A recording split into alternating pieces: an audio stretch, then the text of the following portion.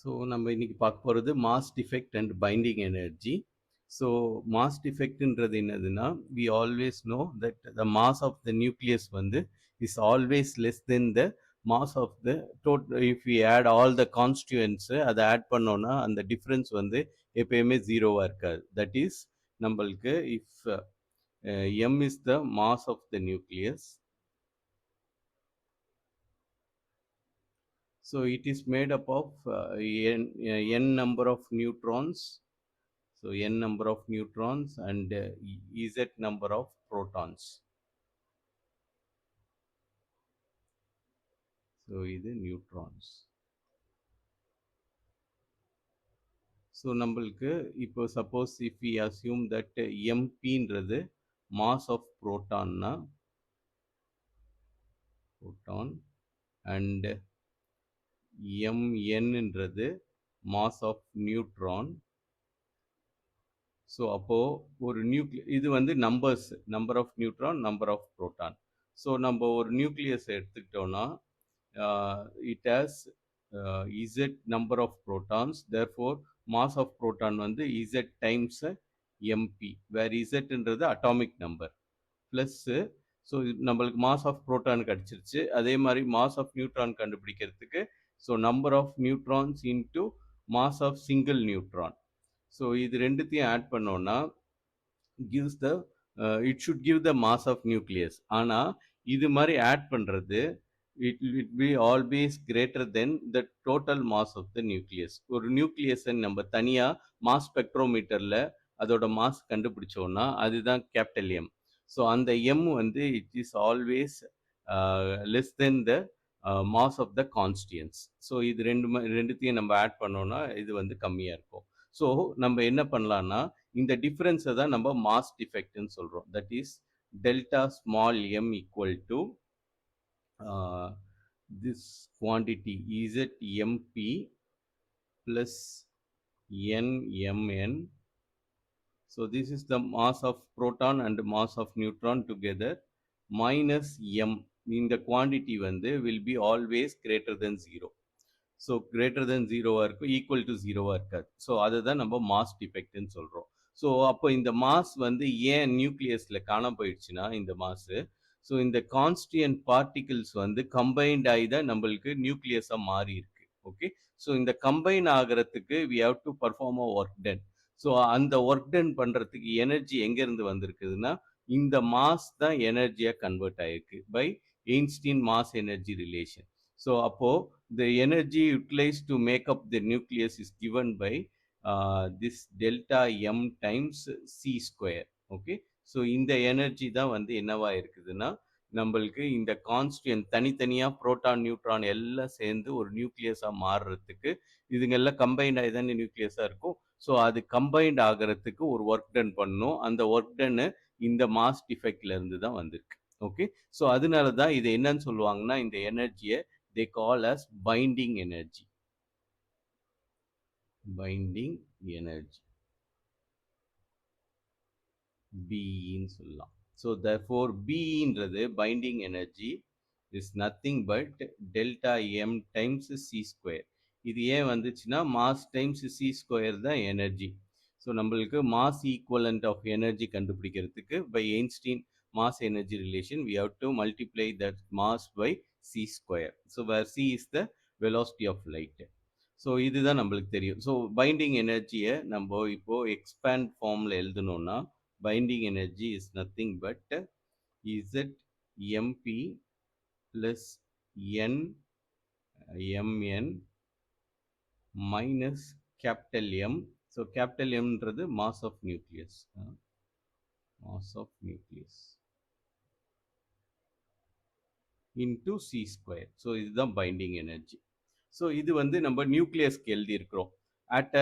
அதை வந்து ஒரு ஆட்டம்க்குன்னு எழுதணும்னா that will be more useful. So அப்போ பைண்டிங் எனர்ஜி ஆஃப் ஆட்டம் எப்படி எழுதலாம்னா, so binding energy can be written as, so நம்மளுக்கு ஆட்டமில் we have to count for electron also. So number of electrons ஒரு நியூட்ரல் ஆட்டமில் வந்து எத்தனை நம்பர் ஆஃப் எலக்ட்ரான்ஸ் இருக்கும், அட்டாமிக் நம்பர் எத்தனையோ அத்தனை நம்பர் ஆஃப் எலக்ட்ரான்ஸ் இருக்கும்.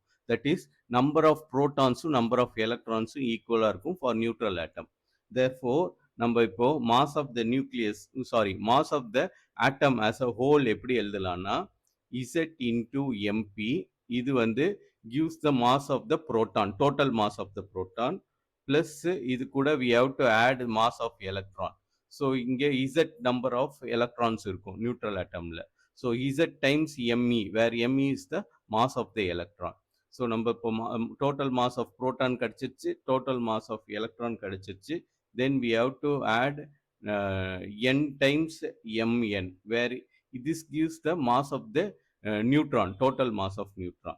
So either if we subtract from the mass of the nucleus plus the mass of the electron, me, this gives the mass mass defect delta m of atom. So இதை c square all நம்ம multiply பண்ணோம்னா we get the binding energy of atom. Okay, so ஒரு ஆட்டமோட binding energy கிடைச்சிரும். So நம்ம முன்னாடி பார்த்தது binding energy of nucleus, இது வந்து binding energy of nucleus. So இங்கே வந்து எலக்ட்ரானோட கவுண்ட்டை கணக்குக்கு எடுத்துக்கல. ஸோ இப்போ எலக்ட்ரானோட கவுண்ட்டையும் கணக்குக்கு எடுத்துக்கிட்டோம்னா we get the binding energy of ஒரு ஆட்டமோட பைண்டிங் எனர்ஜி கிடச்சிரும். ஸோ இப்போ இதிலிருந்து காமன் டேர்ம்ஸ் எல்லாம் குரூப் பண்ணி நம்ம we can rewrite this equation. Binding energy can be written as, so Z இதில் ரெண்டுத்துலேயும் காமனாக இருக்குது. ஸோ இசட் வெளியே எடுத்தோம்னா we get mass of proton plus mass of electron plus n times mass of neutron minus m minus z times mass of electron into c square. So இது என்னதுன்னா mass of proton plus mass of electron ன்றது mass of hydrogen atom. So ஒரு hydrogen atomல ஒரு proton ஒரு electron இருக்கும். So it is mass of hydrogen atom. So therefore we can write binding energy equal to Z times mass of hydrogen atom plus n times mass of neutron minus mass of nucleus minus ZMe, where ZMe ன்றது mass of total mass of the electron. So இதை கூட ப்ளஸ்ன்னு மாற்றிக்கலாம், மைனஸை காமனாக எடுத்துகிட்டு ப்ளஸ்ன்னு மாற்றிட்டு into c square. So இதுதான் வந்து binding energy of an atom. Energy per nucleon கண்டுபிடிக்கலாம். அதாவது ஒரு புரோட்டான் ஒரு நியூட்ரான் பேரை உடைக்கிறதுக்கு எவ்வளோ பைண்டிங் எனர்ஜி தேவை, அதை கண்டுபிடிச்சோன்னா அது வந்து binding energy per nucleon. So அதை எப்படி கண்டுபிடிக்கலான்னா, ஸோ இதை வந்து உடைச்சி ஒரு புரோட்டான் ஒரு நியூட்ரானாக மாற்றுறது. ஓகே, ஸோ இதுக்கு தேவைப்படுற எனர்ஜி தான் binding energy per nucleon. So binding energy per nucleon.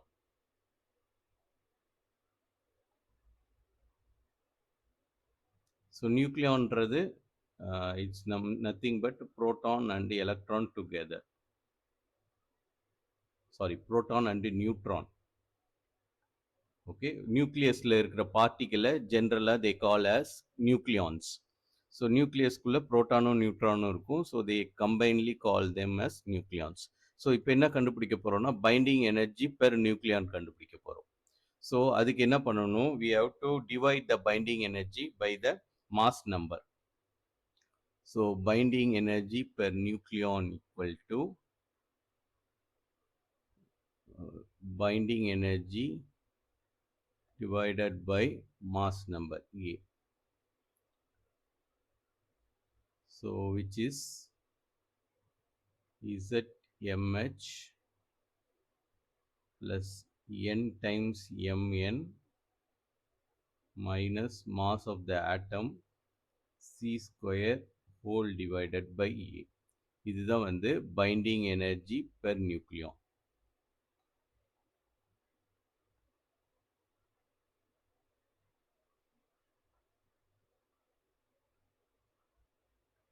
Okay, so இதுக்கு they performed an experiment and they plotted the values for binding energy of all the elements in the periodic table. So in the periodic table இருந்த எல்லா elementsக்கும் they split the nucleus and found out the binding energy. அதுல இருந்து they draw a plot between binding energy versus the nucleons, number of nucleons.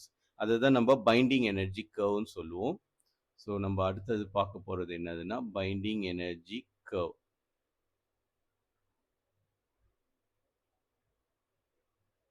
வந்து as we move along the elements போக போக என்ன ஆகுது, as the number of nucleons increases, binding energy per nucleonum increase ஆயிட்டே போகுது up to எது வரைக்கும், up to iron வரைக்கும்.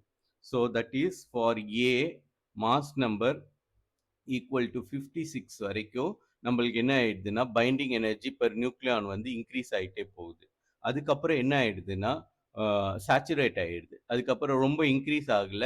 ஸோ மோர் ஆர்லெஸ் சேம் வேல்யூவாக இருந்துட்டு அதுக்கப்புறம் ஆஃப்டர் 120 நம்மளுக்கு for mass number greater than 120 அதுக்கப்புறம் என்ன ஆயிடுதுன்னா பைண்டிங் எனர்ஜி பெர் நியூக்ளியான் வந்து கம்மியாயிட்டே போகுது as we increase the number of nucleons. So number of nucleons increase ஆக binding energy per nucleon வந்து decrease ஆகுது. ஸோ இதுதான் வந்து நம்மளுக்கு மேஜர் இது என்னது டேர்னிங் பாயிண்ட்ஸ். ஓகே, ஸோ இதில் they found out binding energy. So first observation என்னதுன்னா binding energy per nucleon வந்து rises as the mass number increases until a maximum of 8.8 mega electron volt reach ஆகிற வரைக்கும் 8.8 mega electron volt. So இது வந்து எதுக்குன்னா for iron, for A equal to 56. So இதுதான் binding energy per nucleon. So அது வரைக்கும் increase ஆகிட்டே போகுது. ஓகே, ஸோ அதுக்கப்புறம் up to from 56 that is from 40 to 120 வரைக்கும் பைண்டிங் எனர்ஜி பெர் கர்வ் வந்து ஆவரேஜ் வேல்யூ வந்து it's around 8.5. So second observation என்னன்னா ஃபார் 40லேருந்து for A greater than 40 and less than 120 நம்மளுக்கு என்ன தெரியுது, பிஇயோட பைண்டிங் எனர்ஜி பெர் நியூக்ளியானோட ஆவரேஜ் வேல்யூ வந்து it's around 8.5 mega electron volt. Okay, so இந்த ரேஞ்சிலே தான் இருக்குது, ரொம்ப சேஞ்ச் ஆகலை. அதனால தான் இந்த கர்வில் டிப்பாக இருக்குது. ஸோ இந்த இடம் தான் வந்து 8.8. ஓகே, ஸோ இது வந்து 8.8. அதுக்கப்புறம் 120 வரைக்குமே ரொம்ப டிஃப்ரென்ஸ் கிடையாது. ஸோ இது வந்து 8.5 அது வரைக்குமே ஒன்றும் டிஃப்ரென்ஸ் கிடையாது. அதுக்கப்புறம் என்ன ஆகுதுன்னா பைண்டிங் எனர்ஜி பெர் கர்வ் அப்படியே கம்மியாயிட்டே போயிட்டு அட் யுரேனியம் கிட்ட around it gets to 7.6 dip ஆயிடுது. ஸோ இந்த இடம் வந்து யுரேனியம் ரீச் பண்ணும் போது இந்த வேல்யூ பைண்டிங் எனர்ஜி வந்து 7.6. ஸோ இதுதான் அப்சர்வேஷன்ஸ்.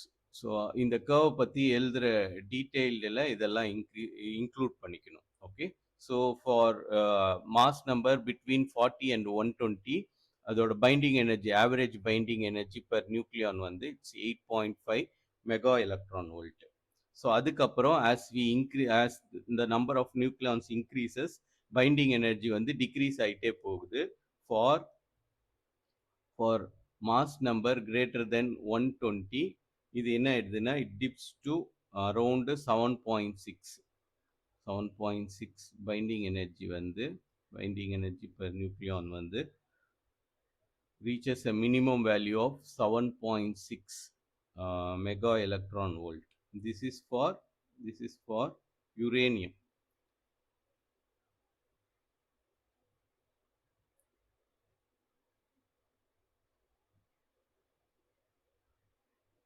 ஸோ இதுலேருந்து நம்மளுக்கு என்ன அப்சர்வ் பண்ண முடியுதுன்னா ரெண்டு முக்கியமான விஷயங்கள்.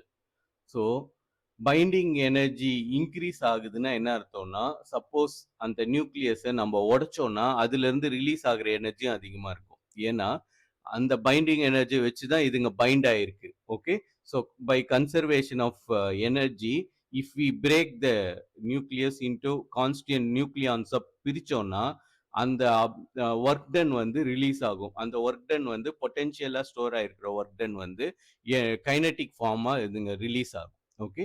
ஸோ அப்போ நம்ம என்ன பண்ணலாம்னா, if we combine two light atoms, ரெண்டு light atoms, that is for mass number less than for for A less than 28 and A less than 56. இந்த ரேஞ்சில் நம்மளுக்கு ஏதாவது ரெண்டு நியூக்ளியஸை கம்பைன் பண்ணோம்னா லெஸ் தென் 28னா இந்த இடத்துல அரௌண்ட் இந்த இடத்துல இருக்கிற நியூக்ளியஸு. ஓகே. ஸோ இதுலேருந்து ஒரு ஒரு எலிமெண்ட்டும் அதுக்கப்புறம் 56 அதாவது அயனுக்கு கீழே இருக்கிற ஏதோ ஒரு எலிமெண்ட்டோட ரெண்டு நியூக்ளியஸும் நம்ம இப்போ ஃபியூஸ் பண்ணோம்னா என்ன ஆகும்னா அதோட பைண்டிங் எனர்ஜி வந்து இன்க்ரீஸ் ஆகும். ஸோ பைண்டிங் எனர்ஜி இன்க்ரீஸ் ஆகும். ஸோ அதாவது இப்போ நம்ம இதை வந்து ஃபியூஸ் பண்ணுறோம். ஸோ இங்கே ஃபியூஷன் ப்ராசஸில் if you perform the fusion of element for which the mass number is less than 28 with an element of another இது with the mass number less than 56 அயனோட கம்மியாக இருக்காது. இது ரெண்டுத்தையும் ஸோ ரெண்டு இதுவும் நம்ம ஃபியூஸ் பண்ணோம்னா இது வந்து இசட் ஒன்னுன்னு வச்சுக்கலாம் வித் இன்னொரு ஒரு எலிமெண்ட் ஆஃப் இசட் டூ. ரெண்டுமே வந்து இந்த ரேஞ்ச் வந்து கம்மியாக இருக்கணும். ஸோ இது மாதிரி கம்பைன் பண்ணும் போது ஸோ இங்கே மாஸ் நம்பர் தானே, ஸோ அட்டாமிக் நம்பர் கூட சேமாக இருக்கலாம். ஸோ ஐசோடோப்ஸ் கூட நம்ம யூஸ் பண்ணலாம். ஸோ இங்கே different A, okay, A1 and A2. Okay. So இந்த மாதிரி டிஃப்ரெண்ட் இதுவை நம்ம சூஸ் பண்ணோம்னா இஃப் வி சூஸ், ஸோ இதிலிருந்து we get a new element with a large amount of energy. So இதுலேருந்து எனர்ஜி ரிலீஸ் ஆகும். ஸோ எந்த ரேஞ்சில் நம்ம இங்கே வந்து ஆக்சுவலாக என்ன பண்ணுறோம், ஃபியூஷன் பண்ணுறோம். Okay. So fusion process. So ரெண்டு நியூக்ளியஸ் எடுத்துக்கிறோம். ஒரு நியூக்ளியஸோட மாஸ் நம்பர் வந்து லெஸ் தென் 28 இருக்கணும். இன்னொரு நியூக்ளியஸோட மாஸ் நம்பர் வந்து லெஸ் தென் 56 இருக்கணும். அது மாதிரி ரெண்டு நியூக்ளியஸை நம்ம ஃபியூஸ் பண்ணோம்னா their binding energy increase ஆகும். ஓகே. அதுதான் நம்ம இங்கே பார்க்குறோம் கர்வில். ஓகே. ஸோ இங்கே வந்து பைண்டிங் எனர்ஜி இன்க்ரீஸ் ஆகிட்டே போகுது அப் டு 56 வரைக்கும். ஸோ அப்போ இந்த பார்ட்டில் ஒரு எலிமெண்ட்டும் இந்த பார்ட்டில் ஒரு எலிமெண்ட்டும் நம்ம ரெண்டுத்தையும் ஆட் பண்ணோம்னா இந்த ரெண்டு எலிமெண்ட்டோட பைண்டிங் எனர்ஜியோட அதிகமான பைண்டிங் எனர்ஜியில் நம்மளுக்கு ஒரு புது எலிமெண்ட் கிடைக்கும். ஓகே. ஸோ அப்போ என்ன ஆகுதுன்னா இந்த மாதிரி இந்த ரேஞ்சில் இருக்கிற மாஸ் நம்பர் ரேஞ்சில் இருக்கிற நியூக்ளியஸை நம்ம ஃபியூஸ் பண்ணும் போது எனர்ஜி ரிலீஸ் ஆகும். ஓகே. ஸோ இதுதான் வந்து ஃபியூஷன் ரியாக்ஷனோட ஃபண்டமெண்டலாக இருக்கு. ஓகே. ஸோ நியூக்ளியர் ரியாக்ஷன் ரெண்டு விதமாக சொல்லலாம். ஒன்று ஃபியூஷன், இன்னொன்று ஃபிஷன். நம்ம அடுத்தது ஃபிஷன் தான் பார்க்க போகிறோம். ஃபியூஷன்னா ரெண்டு லைட் நியூக்ளியஸை நம்ம ஃபியூஸ் பண்ணி நம்ம அதுலேருந்து எனர்ஜியை எடுக்கலாம். இல்லைன்னா ஒரு ஹெவி நியூக்ளியஸை ரெண்டு லைட் எலிமெண்ட்டாக பிரித்து அதுலேருந்தும் நம்ம எனர்ஜி எடுக்கலாம். ஏன் வந்து நம்ம ஹெவி எலிமெண்ட்ஸை பிரிக்கும் போது, ஹெவி நியூக்ளியஸை பிரிக்கும் போது நம்மளுக்கு எனர்ஜி அதிகமாக வருதுன்னா, இப்போ யுரேனியம் இருக்கு. யுரேனியமை நீங்கள் ஸ்பிளிட் பண்ணீங்கன்னா என்ன ஆகும், அதோட நியூக்ளியான் நம்பரோட கம்மியாக இருக்கிறது தான் நம்மளுக்கு ரெண்டு டாட்டர் எலிமெண்ட் கிடைக்கும். அது ரெண்டுத்துக்குமே யுரேனியத்தோட பைண்டிங் எனர்ஜி அதிகம். ஸோ பைண்டிங் எனர்ஜி அதிகம்னா ஸோ இப்போ யுரேனியம் பிரிக்கும் போது we get two daughter elements which have more binding energy. Okay. So அப்போ அங்கேயும் வந்து எனர்ஜி கிடைக்கும். ஸோ அதனால தான் சொல்றாங்க 56க்கு வரைக்கும் நம்மளுக்கு பைண்டிங் எனர்ஜி இன்க்ரீஸ் ஆகிட்டே இருந்து அதுக்கப்புறம் டிக்ரீஸ் ஆகுது. ஸோ டிக்ரீஸ் ஆகுற ரேஞ்சில் இங்கே இருக்கிற எலிமெண்ட்ஸை ஃபிஷன் பண்ணணும். ஃபிஷன்னா ஹெவி நியூக்ளியஸை உடைக்கணும். உடைச்சா நம்மளுக்கு இந்த சைடில் இருக்கிற பைண்டிங் எனர்ஜி இருக்கிற எலிமெண்ட் வந்து ஃபார்ம் ஆகும். ஸோ அதுக்கு வந்து அதனால எனர்ஜி அதிகமாக ரிலீஸ் ஆகும். So either we have to fission the heavy nucleus or we have to fuse light nucleus. So ரெண்டு லைட் நியூக்ளியஸை நம்ம ஃபியூஸ் பண்ணாலும் நம்மளுக்கு ஹை பைண்டிங் எனர்ஜி உள்ள எலிமெண்ட்டு டாட்டர் எலிமெண்ட் ஃபார்ம் ஆகும். ஸோ அது ஃபார்ம் ஆகும்போது இட் ரிலீசஸ் எனர்ஜி. ஸோ அதுதான் வந்து idea of fusion and fission. So ஃபியூஷனில் ஏன் எனர்ஜி ரிலீஸ் ஆகுது, ஃபிஷனில் ஏன் எனர்ஜி ரிலீஸ் ஆகுதுன்றதுக்கு இதுதான் காரணம். ஓகே. ஸோ ஹைட்ரஜன் பாம்பும் இந்த பிரின்சிபிள் தான். அதே மாதிரி நம்ம சன்னில் இருந்து வர ரேடியேஷனுக்கு காரணமும் ஹைட்ரஜன் ஃபியூஷன் தான். ஸோ அங்கே என்ன நடக்கும்னா ஹைட்ரஜன் 2 ஹைட்ரஜன் ஃபியூஸ் ஆகி ஹீலியமா மாறும். ஸோ இந்த ப்ராசஸ்ல 2 ஹைட்ரஜன் கம்பைன் ஆயிட்டு so due to enormous gravity 2 hydrogen combine ஆகி ஹீலியமா மாறும். ஸோ இதுவும் லைட்டு இதுவும் லைட்டு இது ரெண்டும் கம்பைன் ஆகும்போது பைண்டிங் எனர்ஜி அதிகமாக இருக்கிற ஒரு டாட்டர் உருவாகுது. therefore it emits energy energy இதுவாகும். ஓகே, ஸோ அதனால தான் ஃபியூஷன் சன்னில் ஃபியூஷன் ப்ராசஸில் நம்மளுக்கு கண்டினியூஸாக நம்மளுக்கு எனர்ஜி கிடைச்சிட்டே இருக்கு. சன்னு அதனால தான் ஹாட்டாக இருக்கிறதுக்கு காரணம். ஓகே, ஸோ இதுவே வந்து nucleus of heavy heavy nucleus like uranium அந்த மாதிரி இதெல்லாம் நம்ம ஸ்ப்ளிட் பண்ணும் போது நம்மளுக்கு எனர்ஜி கிடைக்கும். ஸோ இது வந்து for fission process. Okay,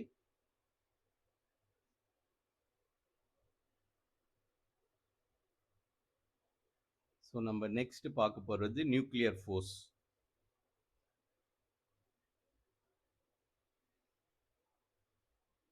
nuclear force. So nuclear force வந்து it's a different kind of force. So நம்ம இதை முன்னாடியே டிஸ்கஸ் பண்ணியிருக்கிறோம். we up to this point we know there exist two forces. ஒன்று என்னதுன்னா கிராவிடேஷனல் ஃபோர்ஸு, இன்னொன்று குலும்பிக் ஃபோர்ஸு.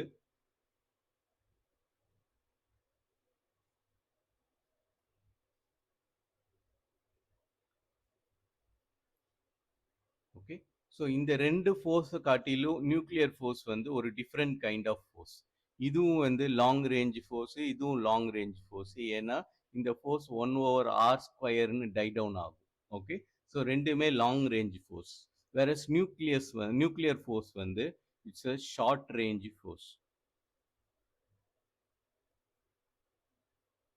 ஸோ இது வந்து லாங் ரேஞ்ச்.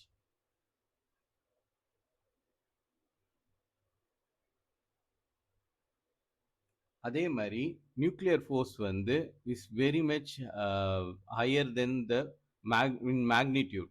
ஸோ நியூக்ளியர் ஃபோர்ஸோட மேக்னிடியூட் வந்து கிராவிடேஷனல் ஃபோர்ஸும் சரி கொலும்பிக் ஃபோர்ஸும் சரி அது ரெண்டுத்தோட இதோட மேக்னிடியூட் வந்து ரொம்ப அதிகம்.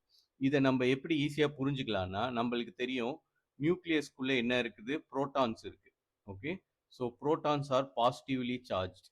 எல்லா புரோட்டானும் வந்து பாசிட்டிவ்லி சார்ஜ். நியூட்ரானை இப்போதைக்கு கவுண்ட்டுக்கு எடுத்துக்க வேணாம். So protons are positively charge.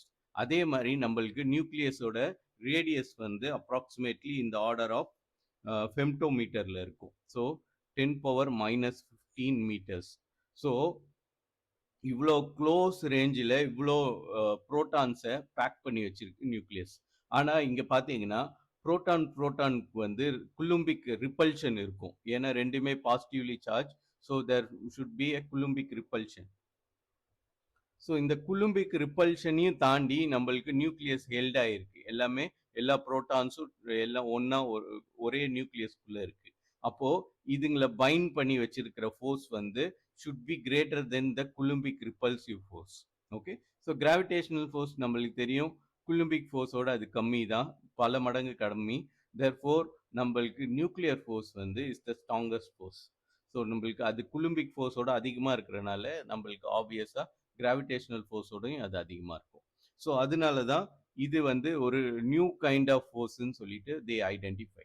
Okay, so இந்த நியூக்ளியர் ஃபோர்ஸ் தான் புரோட்டான் நியூட்ரான் எல்லாம் ஒன்றா பைண்ட் பண்ணி வச்சிருக்கிறதுக்கு காரணம். ஓகே, ஸோ இது வந்து more or less contact force மாதிரி. அதாவது இந்த இந்த ஒரு புரோட்டானும் ஒரு நியூட்ரானும் பக்கத்தில் இருக்கும் போது தான் இட் ஒர்க்ஸ். ஸோ இதுக்கு பேர் இன்னொன்று க்ளூ, நியூக்ளியான் க்ளூன்னு சொல்லுவாங்க. Nucleon clue. ஸோ க்ளூன்றது நம்மளுக்கு தெரியும் something which binds two surfaces, அதுதான் நம்ம க்ளூன்னு சொல்லுவோம். ஸோ இங்கே நியூக்ளியான் க்ளூன்னு சொல்கிறதுக்கு என்ன காரணம்னா ஸோ நியூக்ளியான்ஸை இது மாதிரி பைண்ட் பண்ணி வச்சிருக்கு ரெண்டுத்துக்கும். ஓகே, ஸோ இந்த நியூக்ளியர் ஃபோர்ஸ் வந்து is much greater than the coulombic ஃபோர்ஸாக இருக்குது. அதனால தான் it can able to hold together the whole protons in a small radius. ஒரு சின்ன ரேடியஸில் இதால் பைண்ட் பண்ணி வச்சிருக்க முடியும். ஓகே, ஸோ இந்த நியூக்ளியர் ஃபோர்ஸ் வந்து it's very much higher than the coulombic and இந்த force gravitational force. So they found that it is 10 power 28 times greater than the acceleration due to gravity. அதாவது so here there is a ஒரு calculation இருக்கு. So அந்த calculation நான் வந்து லைட்டாக work out பண்ணுறேன். So the calculation is the Coulombic force between two protons. So ரெண்டு புரோட்டானுக்கு இடையில் இருக்கிற Coulombic force. So F equal to this K times இது வந்து Kன்றது 1/4πε0 அதுதான் நான் Kன்னு போட்டிருக்கேன். ஸோ ரெண்டு புரோட்டான் ரெண்டுமே அதுக்கு சார்ஜ் Q தான். therefore Q into Q, Q square divided by R square. So இந்த R தான் நம்மளுக்கு தெரியும். R ஓட ரேஞ்சு 10 power minus 15. therefore இந்த வேல்யூஸ் எல்லாம் நம்ம போட்டோம்னா we get so 9 into 10 power 9 into 1.6 into 10 power minus 19 the whole square divided by 10 power minus 15 the whole square. So in the F oda value, that is the Coulombic repulsion between two proton வந்து it's of order of 230 Newton. Okay. So ரெண்டு புரோட்டானுக்கு இடையில இருக்கிற coulombic repulsion வந்து 230 newton. So இதோட acceleration எவ்வளோனா by Newton second law A equal to F divided by MP. So இதுதான் mass of the proton. அதால இந்த ஃபோர்ஸை டிவைட் பண்ணோம்னா we get the acceleration between repulsive acceleration between proton. So 1.67 into 10 power minus 27 kg. So இதோட இது வந்து approximately of the order of 1.4 into 10 power 29 meters per second square. So இதுதான் வந்து repulsive acceleration due to Coulombic repulsion between two protons அதோட value. So இந்த value if you compare with the acceleration due to gravity நீங்க compare பண்ணீங்கன்னா that is ஜிக்கு compare பண்ணீங்கன்னா which is 9.8 meters per second square. இது ரெண்டுத்தையும் compare பண்ணும்போது so இதோட டிஃபரன்ஸ் வந்து nearly the difference between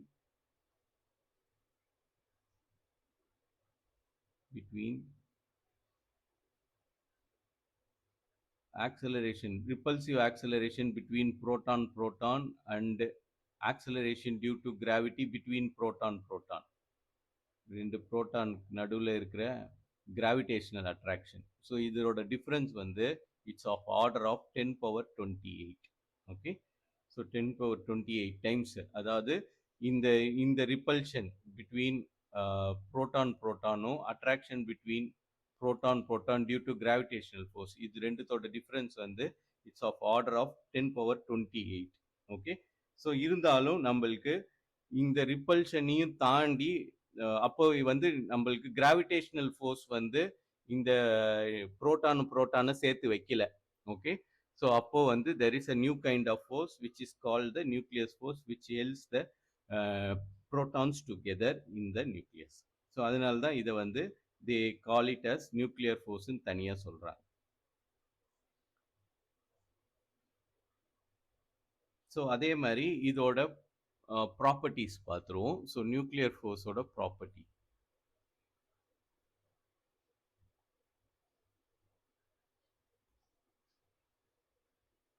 so nuclear force வந்து it's a very short range force.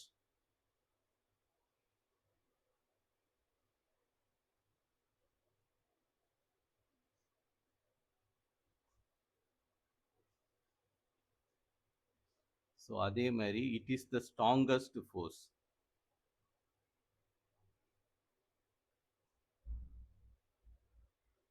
among all the known forces in the nature. ஸோ நம்மளுக்கு இப்போதைக்கு தெரிஞ்சது கிராவிடேஷனல் ஃபோர்ஸும் சரி குலும்பிக் ஃபோர்ஸும் சரி அது ரெண்டுத்தை கம்பேர் பண்ணும் போது நியூக்ளியர் ஃபோர்ஸ் வந்து இட்ஸ் த ஸ்ட்ராங்கஸ்ட் ஃபோர்ஸ். அதே மாதிரி it is an attractive force. It is always attractive. So coulombic force மாதிரி ரிப்பல்சிவாக இருக்காது. ரிப்பல்சிவ் அண்ட் அட்ராக்டிவாக இருக்காது. ஸோ இது கிராவிடேஷனல் ஃபோர்ஸ் மாதிரி எப்பயுமே அட்ராக்டிவ். அதே மாதிரி இட் ஆக்ட்ஸ் பிட்வீன் புரோட்டான் மேலேயும் ஆக்ட் ஆகும். அதே மாதிரி புரோட்டான் நியூட்ரானுக்கு இடையிலையும் ஆக்ட் ஆகும். அதே மாதிரி நியூட்ரானுக்கு இடையிலையும் ஆக்ட் ஆகும். ஓகே. ஸோ நியூக்ளியர் ஃபோர்ஸ் வந்து இது எல்லாத்தையுமே பைண்ட் பண்ணியிருக்கும். So it is irrespective of charge. So ஒரு நியூட்ரல் பார்ட்டிகிள் மேலேயும் இட் ஆக்ட்ஸ். நியூக்ளியர் ஃபோர்ஸ் வந்து ஆக்ட் ஆகும். ஆனா nuclear force does not act on electron மேல ஆக்ட் ஆகாது. ஏன்னா இது வந்து ரொம்ப ஷார்ட் ரேஞ்ச் ஃபோர்ஸ். இதோட ரேஞ்சே வந்து 10⁻⁻15 மீட்டருக்குள்ள தான். ஸோ இந்த ரேடியஸ்க்குள்ள இருந்துச்சுன்னா தான் இட் வில் அட்ராக்ட். ஸோ இந்த ரேஞ்சுக்கு மேல தான் நம்மளுக்கு வி ஹேவ் எலக்ட்ரான்ஸ். ஸோ அதனால it won't act on electron. So இதுதான் வந்து properties of nuclear force.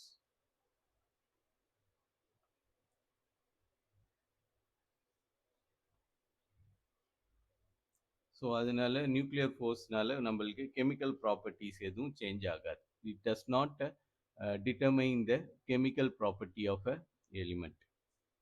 So next நம்ம ரேடியோ ஆக்டிவிட்டி பார்த்துடலாம்.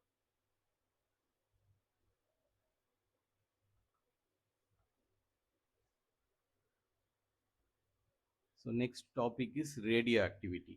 ஸோ நம்மளோட பைண்டிங் எனர்ஜி கர்வ்ல the stability of nucleus for Z greater than 82 வந்து டிக்ரீஸ் ஆக ஆரம்பிச்சுக்கும். ஸோ நம்மளுக்கு இதை நம்ம முன்னாடியே பார்த்துருப்போம். ஸோ நம்ம பைண்டிங் எனர்ஜி கர்வ்ல ஃபார் இசட், ஸோ இதில் வந்து நம்ம நியூக்ளியான் நம்பராக எழுதியிருக்கிறோம். பட் எலிமெண்ட் வைஸாக நம்ம பார்த்தோம்னா ஃபார் இசட் கிரேட்டர் தென் 82 அதோட அதாவது it requires only less number of less energy to split an electron, sorry to split a nucleus. So நம்ம இது இங்கே கூட அப்சர்வ் பண்ண முடியும். ஸோ நம்மளுக்கு ஆஸ் வி மூவ் இங்கே நம்மளுக்கு 56 தாண்டினதுக்கப்புறம் நம்மளுக்கு அப்படியே டிக்ரீஸ் ஆக ஆரம்பிச்சிருச்சு. Okay. So it happens around 82. So for Z equal to 82 நம்மளுக்கு நியூக்ளியஸ் வந்து ரொம்ப ஹெவியாக போயிடும். ஸோ நியூக்ளியஸை வந்து ஸ்ப்ளிட் பண்ணுறது ஈஸியாக ஆகிடும். ஓகே. ஏன்னா இங்கே நம்ம அதே மாதிரி பைண்டிங் எனர்ஜிலேருந்து பார்க்கலாம். ஸோ இந்த பைண்டிங் எனர்ஜி வந்து டிக்ரீஸ் ஆகிட்டே போகுது. பைண்டிங் எனர்ஜி டிக்ரீஸ் ஆகுதுன்னா என்ன அர்த்தம்? ஸோ ஒரு நியூக்ளியஸில் இருக்கிற நியூக்ளியான்ஸை, ஒரு நியூக்ளியஸ்குள்ளே நிறைய நியூக்ளியான்ஸ் இருக்கும், புரோட்டான் அண்ட் நியூட்ரான்ஸ் இருக்கும், அதை தான் நம்ம நியூக்ளியான்ஸ்ன்னு சொல்கிறோம். ஸோ இதில் ஒரு நியூக்ளியான் பேரை உடைக்கிறதுக்கு நம்மளுக்கு தேவைப்படுற எனர்ஜி தான் வந்து binding energy per nucleon. So அது வந்து டிக்ரீஸ் ஆகிட்டே போகுது நம்ம கர்வில். எப்போ? For atomic number greater than 82. So இந்த அட்டாமிக் நம்பர் கிரேட்டர் தென் 82க்கு மேலே binding energy starts to decrease.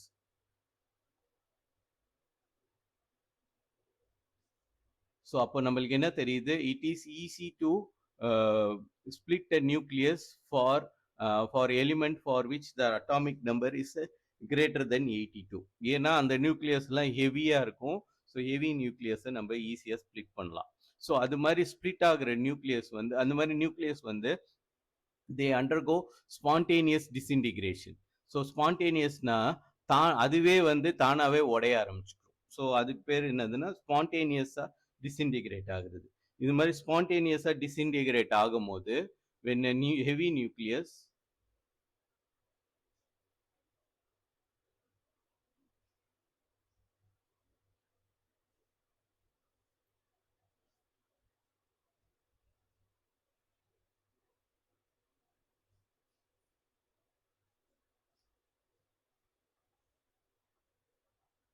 to lighter nucleus with the emission of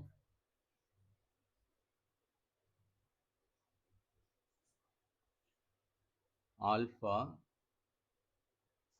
beta and gamma ray. So இதில் alpha beta ரெண்டுத்துக்குமே வந்து மாஸ் உள்ளது. they have mass. Okay. Whereas காமான்றது it's a radiation. அதாவது it is a photon of energy. So அது மட்டும் நம்மளுக்கு தெரிஞ்சுக்கணும். This both are mass particle, mass உள்ள பார்ட்டிக்கல். வேறஸ் இது வந்து மாஸ்லெஸ். காமா ரேடியேஷன்ன்றது ஃபோட்டானுக்கு வந்து, ஸோ அதாவது இதை கரெக்டாக சொல்ல போனால் தே பொசஸ் ரெஸ்ட் மாஸ். இதுக்கு ரெஸ்ட் மாஸ் வந்து 0. மாஸ் வந்து 0. அதுதான் முக்கியமான டிஃப்ரென்ஸ். ஸோ அப்போ ஒரு ஹெவி நியூக்ளியஸ் வந்து lighter nucleus split ஆகும்போது it emits alpha, beta and gamma radiation. Alpha particle, beta particle and gamma radiation. So அது மூலமா it gets light into lighter nucleus மாறிடும். Thereby it attains stability. நம்மளுக்கு binding energy கர்வ்ல இதுங்க for lighter nucleus binding energy அதிகம். So binding energy அதிகம்னா அதாவது அந்த நியூக்ளியஸை உடைக்கிறதுக்கு we required more energy. So அது வந்து அப்போ ஸ்பான்டேனியஸாக உடைய முடியாது. வேறஸ் இங்கே ஹெவி நியூக்ளியஸ் வந்து they can spontaneous disintegrate. So இந்த மாதிரி டிஸ்இன்டிகிரேட் ஆகி லைட்டர் நியூக்ளியஸாக மாறி தே அட்டைன் ஸ்டெபிலிட்டி. ஸோ அதுக்காக தான் அது உடையுது. ஸோ அதை தான் நம்ம நியூக்ளியர் அது either it can be nuclear ஃபிஷனாக இருக்கலாம். ஓகே, ஸோ அந்த மாதிரி ப்ராசஸ் அப்போ it emits alpha particle, beta particle and gamma ray. Okay, gamma radiation. அதை தான் நம்ம என்னன்னு சொல்றோம், இந்த ஆக்டிவிட்டியை தான் வி கால் அஸ் ரேடியோ ஆக்டிவிட்டின்னு சொல்றோம். Okay, so the phenomenon of spontaneous emission of highly penetrating, இதுங்கெல்லாம் வந்து highly penetrating particle elements. Okay, so புக்கில் இருக்கிற டெஃபினிஷனும் நான் எழுதிடுறேன். The phenomenon of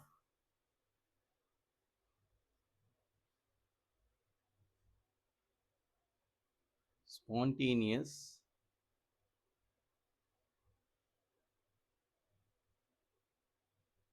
emission of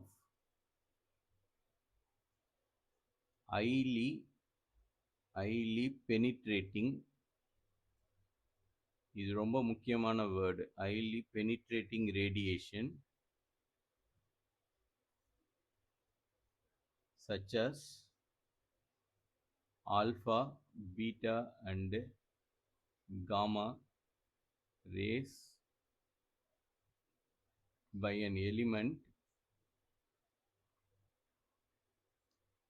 of Z greater than 82 is called radioactivity.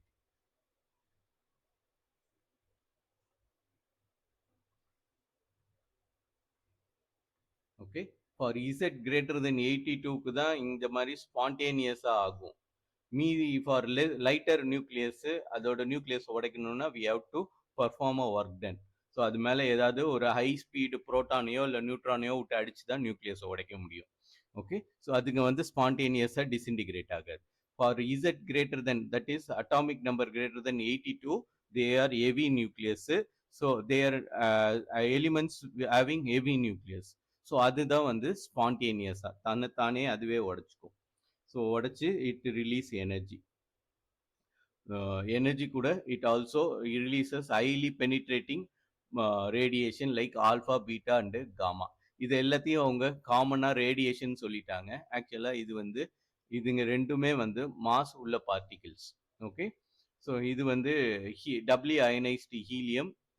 இது பீட்டான்றது கிட்டத்தட்ட பீட்டா இஸ் போத் எலக்ட்ரானாகவும் இருக்கும், பாசிட்ரானாகவும் இருக்கும். So beta பார்ட்டிகிள்ன்றது. ஸோ அதுக்கு வந்து மாஸ் வந்து ஈக்குவல் டு எலக்ட்ரானோட மாஸ் இருக்கும். ஆனால் அது வந்து either positive or negative charge ரெண்டுமே வச்சுருக்கும். பாசிட்டிவ் சார்ஜ் வச்சுருந்துச்சுன்னா அதை எலக்ட்ரான் சொல்லுவோம், நெகட்டிவ் சார்ஜ் வச்சுருந்தா அதை நம்ம பாசிட்ரான் சொல்லுவோம். காமான்றது, காமா ரே வந்து இட்ஸ் அ ஃபோட்டான். ஸோ அதுக்கு ரெஸ்ட் மாஸ் இருக்காது, பட் அதுக்கு வந்து ஹை எனர்ஜி இருக்கும். ஸோ அதனால they are highly penetrative. So energy எதுக்கு அதிகமாக இருக்கோ தே கேன் பெனிட்ரேட். ஸோ ஏன்னா இதுங்களுக்கு வந்து கைனட்டிக் எனர்ஜி அதிகம். So they can travel deep inside many of the elements. Okay, so ஆனால் இதில் என்ன பிரச்சனைனா ஆல்ஃபா பார்ட்டிக்கிளை வந்து இட்ஸ் ஹைலி அயனைசிங். அதாவது அயனைசிங்னா இப்போ ஏதோ ஒரு கேஸ் ஸ்பீஷிஸ்குள்ள ஒரு ஆல்ஃபா பார்ட்டிகிள் போகுதுன்னா it knocks off electron, thereby it ionizes the gas. So இதுக்கு அயனைசேஷன் பவர் அதிகம் when compared to பீட்டா. பீட்டாவுக்கும் அயனைசேஷன் பவர் இருக்கு, ஆனால் காமாக்கு வந்து அயனைசேஷன் பவர் கம்மி. இது வந்து கேஸ்குள்ள ஈஸியாக பூந்து போயிடும். ஸோ இது it won't disturb any electron. Electron எல்லாம் எதுவுமே டிஸ்டர்ப் பண்ணாது. அதனால இப்போ பெனிட்ரேஷன் பவர் இதுக்கு நீங்கள் இது பண்ணீங்கன்னா போட்டிங்கன்னா பெனிட்ரேஷன் பவர் வந்து ஆல்ஃபாக்கு பீட்டாவோட கம்மி, பீட்டாக்கு காமாவோட கம்மி. ஓகே, ஸோ பெனிட்ரேஷன் பவர் இப்படி தான் இருக்கும். ஸோ காமாவுக்கு தான் பெனிட்ரேஷன் பவர் இருக்கிறதுலே அதிகம். ஏன்னா இது வந்து ஃபோட்டான். ஸோ ஃபோட்டான்னு அதே மாதிரி இது நியூட்ரலி சார்ஜ், இதுக்குன்னு வந்து சார்ஜ் எதுவும் கிடையாது. So they can penetrate inside objects more deep. So இது இப்போ வந்து ஒரு நியூக்ளியஸ் வந்து ஆல்ஃபா டிகே வந்து அண்டர்கோ பண்ணுதுன்னா அதுல என்னென்ன சேஞ்சஸ் நடக்கும், பீட்டா டிகே அண்டர்கோ பண்ணுச்சுன்னா அதுல என்னென்ன சேஞ்சஸ் நடக்கும், அதாவது அதோட மாஸ் நம்பர் அட்டாமிக் நம்பர்லாம் எப்படி சேஞ்ச் ஆகும்னு சொல்லிட்டு பார்த்துடலாம். Okay, so first we can look into alpha decay. So alpha decay process எழுதிடுறேன், அதுலேருந்தே we can understand. ஸோ ஏதோ ஒரு element having a atomic number of Z and mass number of A இருக்குன்னு வச்சுக்கோங்களேன். if it undergoes beta alpha decay போச்சுன்னா தென் இது வந்து ஒரு நியூ எலிமெண்ட்டாக மாறிடும். என்ன காரணம்னா அதோட அட்டாமிக் நம்பர் வந்து reduces by 2 value and mass number reduces by 4 value. அப்போ ஆல்ஃபா பார்ட்டிகல் அப்போ என்னவா இருக்கும்னா it should be 2He4. okay, so 2He4 அதாவது it has 2 proton and 2 neutron. okay, அதே மாதிரி இது Zன்றது என்ன ரெப்ரசன்ட் பண்ணுதுன்னா 2 புரோட்டானை ரெப்ரசன்ட் பண்ணுது. ஸோ 2 புரோட்டான் உள்ள எலிமெண்ட் வந்து ஹீலியம், அதனால தான் 2He4ன்னு சொல்றாங்க.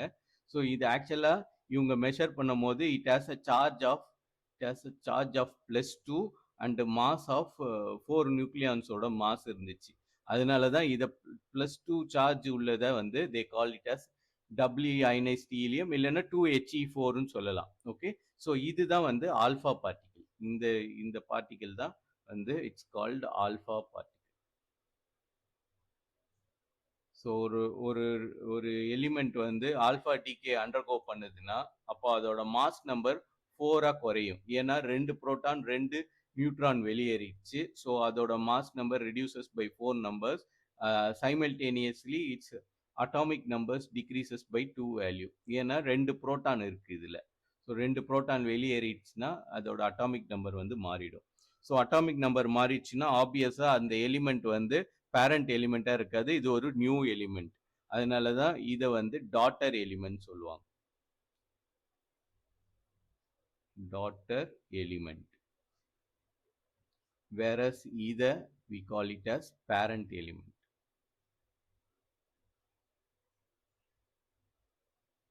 ஸோ இதுக்கு ஒரு எக்ஸாம்பிள் வந்து best example uranium 238. So uranium 238 வந்து undergo alpha decay to become தோரியமாக மாறிடும். ஸோ தோரியமோட இது அட்டாமிக் நம்பர் வந்து 90 இருக்கும். ஸோ இது 92. ஸோ இது ஒரு ஆல்ஃபா டிகே போச்சுன்னா தட் இஸ் 2He4 போயிடுச்சு. therefore இந்த நம்பர் வந்து 2 வேல்யூஸ் டிக்ரீஸ் ஆகும், இந்த நம்பர் வந்து 4 வேல்யூஸ் டிக்ரீஸ் ஆகும். ஸோ 234 மாறிடும். ஓகே, ஸோ இதுதான் வந்து தோரியம்.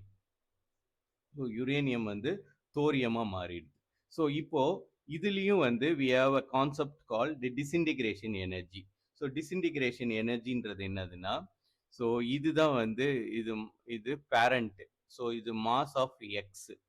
ஸோ இது வந்து டாட்டர். ஸோ இது வந்து மாஸ் ஆஃப் ஒய்.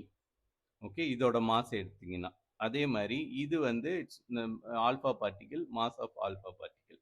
ஸோ இதுங்களோட டிஃபரன்ஸ் எடுத்தீங்கன்னு வச்சுக்கோங்களேன், that too will be a positive value, that is delta m, which is given by mx minus my capital Y minus m alpha.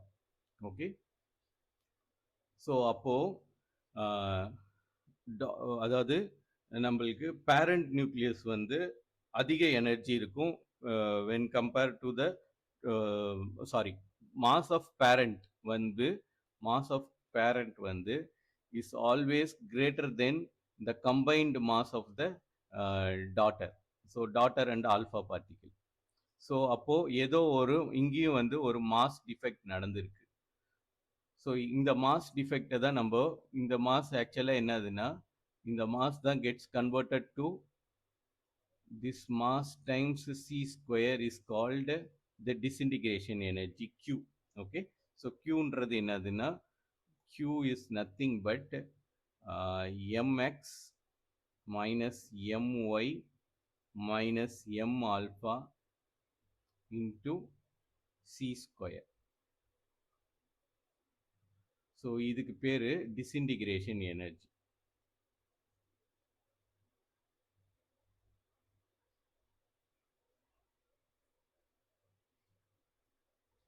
So அப்போ நம்மளுக்கு என்ன தெரியுதுன்னா, whenever parent undergoes alpha decay, so அதோட mass மட்டும் convert ஆகாது, it also releases energy. So அந்த energy தான் disintegration energy. So ஒரு பேரண்ட் நியூக்ளியஸ் எக்ஸ்ன்ற பேரண்ட் நியூக்ளியஸ் வந்து ஒய் பிளஸ் ஆல்ஃபாவா இருக்கும் போது இது கூட வந்து எனர்ஜி ரிலீஸ் பண்ணும். ஓகே, ஸோ இதை தான் நம்ம டிஸ்இன்டிகிரேட்டட் எனர்ஜின்னு சொல்லுவோம். ஆக்சுவலா இந்த எனர்ஜி எங்க இருக்கும்னா ஆல்ஃபா பார்ட்டிகிளோட கைனெட்டிக் எனர்ஜியா இருக்கும். ஓகே, ஸோ இந்த ஆல்ஃபா பார்ட்டிகிளுக்கு கைனெட்டிக் எனர்ஜியா இருக்கும். இதை தான் நம்ம இன்னொரு விதமா சொல்றோம்னா எப்படி சொல்லலாம்னா, if X is at rest, so இதுக்கு வந்து கைனெட்டிக் எனர்ஜி ஜீரோ, இதுக்கு வந்து கைனெட்டிக் எனர்ஜி ஜீரோவா இருக்கும் போது when it undergoes alpha decay, so alpha டிகேவா இது ஆகும்போது இட் ரிலீசஸ் அ டாட்டர், ஒரு புது எலிமெண்ட்டை ரிலீஸ் பண்ணும், ப்ளஸ் ஒரு ஆல்ஃபா பார்ட்டிக்கிளை ரிலீஸ் பண்ணும். ஓகே, ஸோ இதுவும் வந்து ரெஸ்ட்ல இருக்கலாம். ஓகே, ஸோ இதுவும் ரெஸ்ட்ல இருக்கலாம். ஸோ இதோட கைனெட்டிக் எனர்ஜியும் ஜீரோவா இருக்கும். ஆனா நம்மளுக்கு என்ன தெரியும், இது மாதிரி கன்வெர்ட் ஆகும்போது இதோட மாஸை விட இதுங்களோட மாஸ் கம்மியா இருக்கும். ஸோ அங்க ஏதோ ஒரு மாஸ் டிஃபெக்ட் நடந்திருக்கு, அந்த மாஸ் வந்து அப்போ எனர்ஜியா கன்வெர்ட் ஆயிருக்கு. அந்த எனர்ஜி எங்க போயிருக்குன்னா இந்த ஆல்ஃபா பார்ட்டிகிளோடக்கு கைனெட்டிக் எனர்ஜியா கன்வெர்ட் ஆகி இந்த ஆல்ஃபா பார்ட்டிகிள் ஹை வெலாசிட்டியில போறதுக்கு காரணமா இருக்கும்.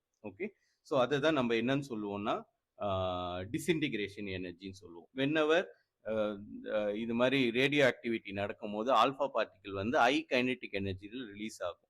ஸோ அந்த கைனெட்டிக் எனர்ஜி எங்கேருந்து வருதுன்னா இந்த மாஸ் டிஃபெக்ட்ல இருந்து தான் வருது.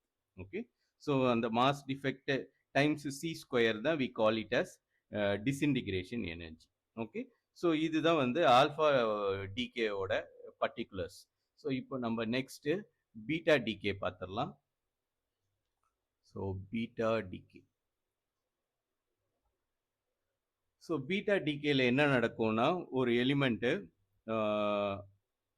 say x, so having an atomic number of z and a mass number of a, when it undergoes beta decay, so அதுக்கு either two possibilities இருக்கு. So either it can become a new element with the emission of electron and anti neutrino. So இதுக்கு பேர் anti நியூட்ரினோன்னு சொல்லுவாங்க. இது it is, அதாவது நியூக்கு மேலே ஒரு bar இருந்துச்சுன்னா it is anti neutrino. Neutrino பற்றி நான் இன்னும் ஸ்டோரி சொல்லலை, நான் அதை சொல்லிடுறேன். So this is anti neutron கிடையாது, நியூட்ரினோ. ஸ்பெல்லிங் கரெக்டாக எழுதியிருக்குன்னா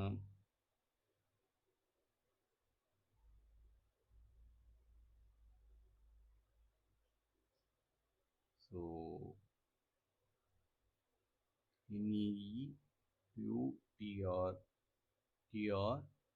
NEUTRINO நியூட்ரினோ. ஓகே, ஸோ கரெக்டாக எழுதிடுறேன், NEUTRINO ஆன்டி நியூட்ரினோ. இது வந்து நம்மளுக்கு தெரியும், இது வந்து எலக்ட்ரான். ஸோ இந்த பேரண்ட் வந்து ஒரு எலக்ட்ரானை லூஸ் பண்ணிடுச்சுன்னா தென் இதில் இதுக்கு வந்து ஸோ இதோட இதுவும் மாறிடும், அட்டாமிக் நம்பரும் மாறும். ஏன் இது நடக்குதுன்னா ஆக்சுவலாக அட்டாமிக் நம்பர் மாறி இருக்கு, மாஸ் நம்பர் மாறல. ஸோ இது எப்படி பாசிபிள்னா இந்த இந்த இந்த பீட்டா டிகேல ஆக்சுவலா என்ன நடந்திருக்குன்னா, ஸோ இது ஆக்சுவலா நம்ம என்னன்னு சொல்லுவோம்னா பீட்டா மைனஸ்ன்னு சொல்லுவோம். ஓகே, ஸோ இந்த பீட்டா டிகேல என்ன நடந்திருக்குன்னா ஒரு நியூட்ரான் இதுல ஏல இருந்த ஒரு நியூட்ரான் வந்து ஒரு புரோட்டானாவும் plus it emits electron and neutrino இது மாதிரி ரிலீஸ் ஆயிருக்கு, கன்வெர்ட் ஆயிருக்கு. ஒரு நியூட்ரான் வந்து ஒரு புரோட்டானா கன்வெர்ட் ஆயிருக்கு. அதனால தான் மாஸ் நம்பர் சேஞ்ச் ஆகல. ஸோ நியூட்ரான் வந்து காலி ஆயிடுச்சுன்னா நம்மளுக்கு வந்து என்ன இருக்கணும், ஏ கம்மியா இருக்கணும். ஆனா A includes number of proton plus number of neutron. இங்க ஆக்சுவலா நியூட்ரான் இது வந்து n-1 ஆயிடுச்சு. ஆனா அதே சமயத்துல இசட் வந்து z+1 ஆயிடுச்சு. ஓகே, ஸோ இங்க வந்து இதோட அட்டாமிக் நம்பர் சேஞ்ச் ஆனதுனால இது வந்து நம்மளோட பேரண்ட் எலிமெண்டாவே இருக்காது, it should be a new element. So அதை தான் நம்ம அதனால தான் இதை நம்ம ஒய்ன்னு ரெப்ரசன்ட் பண்ணுறோம். இல்லைன்னா இதையும் சேம் எக்ஸில் ரெப்ரசன்ட் பண்ணுவோம். ஆனால் இங்கே வந்து ஒரு neutron gets converted into a proton and an electron with emission of anti neutrino, அதுவும் இதுவாகுது. தெர்ஃபோர் இங்கே வந்து இதோட அட்டாமிக் நம்பர் சேஞ்ச் ஆயிடுச்சு. So it should be a new element. So இது மாதிரி ஒரு டிகேவும் பாசிபிள். இன்னொரு டிகே வந்து this is particularly called beta minus decay. Okay, so இது எலக்ட்ரான் டிகே. இன்னொன்று வந்து பாசிட்ரான் டிகே. இதை வந்து பீட்டா மைனஸை வந்து நம்ம எலக்ட்ரான் சொல்லுவோம். ஸோ இது எலக்ட்ரான் டிகே. இன்னொன்று positron decay. So electron decay always accompanied with anti neutrino, அது ஞாபகம் வச்சுக்கணும். ஆன்டி நியூட்ரினோ, எலக்ட்ரானும் ஆன்டி நியூட்ரினோவும் தான் பேர். ஸோ இது எப்படி ஃபார்ம் ஆயிருக்குதுன்னா, ஒரு நியூட்ரான் வந்து ஒரு புரோட்டானாவும் ஒரு எலக்ட்ரானாவும் ஆன்டி நியூட்ரினோவும் கன்வெர்ட் ஆயிருக்கு. ஸோ இந்த ப்ராசஸ்ல இது எல்லாமே நியூக்ளியஸ்குள்ள நடக்காது, அதுதான் விஷயம். ஸோ ஆக்சுவலாக நியூக்ளியஸ் பிரேக் ஆகி நியூக்ளியஸ்ல இருந்து நியூட்ரான் வெளியில வந்ததுக்கு அப்புறம் இதெல்லாம் நியூக்ளியஸுக்கு வெளியில நடக்கிற ப்ராசஸ். ஸோ நியூக்ளியஸ்குள்ள நடக்க முடியாது, ஏன்னா இங்க வந்து ஸ்ட்ராங் நியூக்ளியர் ஃபோர்ஸ் இருக்கு. ஸோ இந்த நியூக்ளியர் ஃபோர்ஸ் இது மாதிரி ஒரு நியூட்ரானை புரோட்டானா பிரேக் பண்ணவே விடாது. ஸோ அப்போ இந்த நியூக்ளியர் ஃபோர்ஸ் எல்லாம் இல்லாம இதுல இருந்து ஒரு ஃப்ரீ நியூட்ரானா இருக்கிறது தான். இந்த நியூட்ரான் தான் ஒரு புரோட்டானாவும் ஒரு எலக்ட்ரானாவும் கூடவே ஒரு பாசிட்ரான் ஒரு ஆன்டி நியூட்ரினோவும் எமிட் பண்ணும். ஓகே, ஸோ இந்த ப்ராசஸ் எதுவுமே வந்து நியூக்ளியஸ்குள்ள நடக்காது, ரொம்ப கவனமா ஞாபகம் வச்சுக்கணும். So this process does not occur inside the nucleus, it occurs always outside the nucleus. Okay, so அடுத்தது beta plus decay, that is positron decay process. So positron decay ப்ராசஸ்ல நம்மளுக்கு we have a parent with atomic number of A and mass number of atomic number of Z and mass number of A. It undergoes positron decay with a new element of Z minus 1 and A. Okay, plus ஒரு positron emit ஆகும். இது ஒரு positron எப்பயுமே ஒரு நியூட்ரினோவோட வரும். Okay, so இதுக்கு மேலே பார் போட்டுறக்கூடாது. இது வந்து நியூட்ரினோ, ஃபர்ஸ்ட் பார்த்தது ஆன்டி நியூட்ரினோ. ஸோ எலக்ட்ரானும் ஆன்டி நியூட்ரினோவும் பேரு, பாசிட்ரானும் நியூட்ரினோவும் பேர். ஓகே, ஸோ இது வந்து நியூட்ரினோ. ஸோ இதுக்கு பேரு பாசிட்ரான். ஸோ பாசிட்ரான்றது என்னதுன்னா, எலக்ட்ரான் அளவுக்கே இதுக்கு மாஸ் இருக்கும், ஆனால் இதோட சார்ஜ் மட்டும் பாசிட்டிவாக இருக்கும். ஓகே, ஸோ அப்போ இங்கே என்ன நடந்திருக்கு, இங்கேயும் பார்த்தா மாஸ் நம்பர் சேஞ்ச் ஆகல. அப்போ நம்மளுக்கு mass number is consist of number of neutrons plus Z. Okay, so Z கம்மி ஆயிடுச்சு, இசட் வந்து இசட் மைனஸ் ஒன்னு ஆயிடுச்சு. தேர்ஃபோர் ஆப்வியஸாக நம்மளுக்கு ஒரு நியூட்ரான் வந்து ஃபார்ம் ஆயிருக்கும். ஸோ n பிளஸ் ஒன்னா மாறி இருக்கும். ஸோ இங்கே அப்போ என்ன ஆயிடுச்சுன்னா, ஒரு புரோட்டான் வந்து it's gets converted to neutron plus ஒரு பாசிட்ரான் பிளஸ் ஒரு நியூட்ரினோ. ஓகே, ஸோ ஒரு புரோட்டான் வந்து நியூட்ரானாகவும் ஒரு பாசிட்ரானாகவும் கன்வெர்ட் ஆயிடுச்சு. ஓகே, ஸோ இதுதான் வந்து என்னதுன்னா பாசிட்ரான் டிகே. ஸோ அதனால இப்போ நம்மளுக்கு புதுசாக ஃபார்ம் ஆகிருக்கிறது வந்து ஒரு நியூ எலிமெண்ட் தான். இதுக்கு ஒரு எக்ஸாம்பிள், பெஸ்ட் எக்ஸாம்பிள் வந்து sodium sodium Na11. So mass வந்து 22. இட் கெட்ஸ் கன்வெர்டட் டு நியானா மாறிடுது. ஓகே, 10 மாறிடுது. ஸோ 11 வந்து 10 ஆயிடுச்சுன்னா இது வந்து நியான். ஸோ அதோட மாஸ் நம்பர் சேஞ்ச் ஆகல. So this sodium converts to neon with the emission of positron and neutrino. So இதுதான் வந்து example of beta decay process. So beta டிகேல வந்து நம்ம என்ன நல்லா ஞாபகம் வச்சுக்கணும்னா, both electron and positron decay ரெண்டுத்துலேயுமே வந்து it does not occur inside the nucleus, it always occur outside the nucleus. Okay, so அப்போ எப்பப்பெல்லாம் ஒரு நியூட்ரினோ ஃபார்ம் ஆகுதோ ஆக்சுவலாக அங்கே என்ன நடக்கும்னா, ஒரு element of atomic number Z and mass number A this gets converted to a new element of Z plus 1 and A with an emission of electron. So இதுதான் வந்து நியூட்ரினோவை கண்டுபிடிக்கிறதுக்கான காரணமாகவும் இருந்துச்சு. ஓகே, ஸோ இவங்க இதில் நம்மளுக்கு இது இந்த ஒரு பேரண்ட் நியூக்ளியஸ் வந்து இது மாதிரி ஒரு புதுசாக ஒரு டாட்டர் நியூக்ளியஸும் ஒரு எலக்ட்ரானும் எமிட் பண்ணியிருக்கு. இது ஆக்சுவலாக என்ன, பீட்டா டிகே. ஸோ இந்த பீட்டா டிகேல நம்மளுக்கு போத் கன்சர்வேஷன் எப்பயுமே ஒபே ஆகணும் ஃபிசிக்ஸில். ஓகே, ஸோ இந்த பேரண்டோட momentum as well as energy, இது ரெண்டுமே before decay and after decay ரெண்டும் சேமா இருக்கணும். அது மாதிரி இருந்துச்சுன்னா தான் எனர்ஜி அண்ட் மொமெண்டம் கன்சர்வ்டுன்னு சொல்லிட்டு சொல்லலாம். ஓகே, ஸோ இப்போ பேரண்ட்டுக்கு வந்து சே 10ன்னு இருக்குன்னு வச்சுக்கோங்களேன் மொமெண்டம். ஸோ அதே மாதிரி எனர்ஜிக்கும் 10ன்னு இருக்கு. ஓகே, எக்ஸாம்பிளுக்கு சொல்கிறேன், எக்ஸாக்ட் நியூமரல்ஸ் கிடையாது இது. ஓகே, ஸோ இது இப்போ நம்மளுக்கு ஒரு புது டாட்டரை plus with an emission of electron உருவாகுதுன்னா இதுக்கு அப்போ எப்படி இருக்கணும்னா 9.8 இருக்கணும் மொமெண்டம் வேல்யூ. அதே சமயத்தில் எனர்ஜி 9.9 இருக்கலாம். ஓகே, ஸோ இதுக்கு அப்போ மொமெண்டம் என்ன இருக்கணும் நம்மளுக்கு தெரிஞ்சு. ஸோ இதுக்கு வந்து மொமெண்டம் 0.2 இருக்கணும். அதே மாதிரி எனர்ஜி இது கூட தான் இருக்கணும்னு அவசியம் கிடையாது. we can account for energy release. Okay, so இந்த ப்ராசஸ்க்குள்ள ஏதாவது ஒரு ஹீட்டோ லைட்டோ ஏதோ ஒன்று ஃபார்ம் ஆச்சுன்னா நம்மளுக்கு அதில் எனர்ஜி ரிலீஸ் ஆகிருக்குன்னு நம்ம கவுண்ட் பண்ணிக்கலாம்.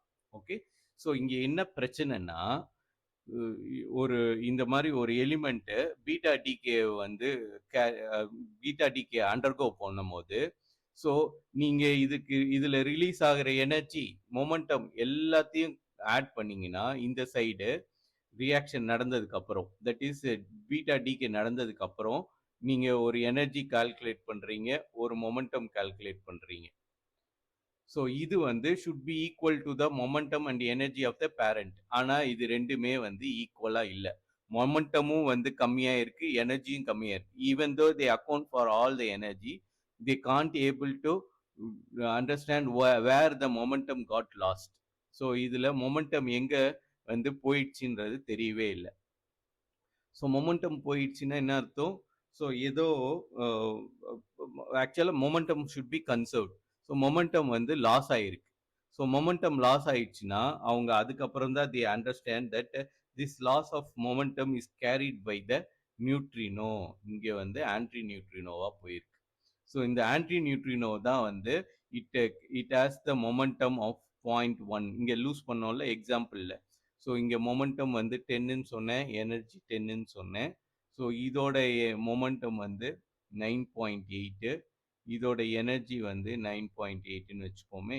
ஸோ இதோட மொமெண்டம் வந்து 0.1 தான் இருக்குது. ஸோ இது ரெண்டுத்தையும் ஆட் பண்ணால் 9.9 தான் வருது, ஆனால் 10ன்னு வரணும்.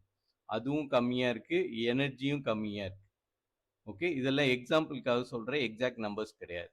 ஸோ அப்போது என்ன இருக்குதுன்னா we can understand that there is a invisible thing which takes away both the momentum and energy. அதை வச்சு தான் they have found out there exists a particle within which is neutral in nature that carries the momentum and energy. Okay, இதுவும் வந்து ஆக்சுவலாக massless particle தான், ஆனால் it carries momentum and energy. Okay, இது momentum. அப்போ இதுதான் வந்து அந்த மிச்சம் நம்மளுக்கு கன்சர்வ் ஆகாமல் போனதுக்கு காரணம். This particles carries away that remaining momentum and எனர்ஜின்னு சொல்லிட்டு we can understand. Okay, so இதை வச்சு தான் they have found out there exists a particle called நியூட்ரினோன்னு ஒன்று இருக்கிறதே இதை கண்டுபிடிச்சாங்க. ஓகே.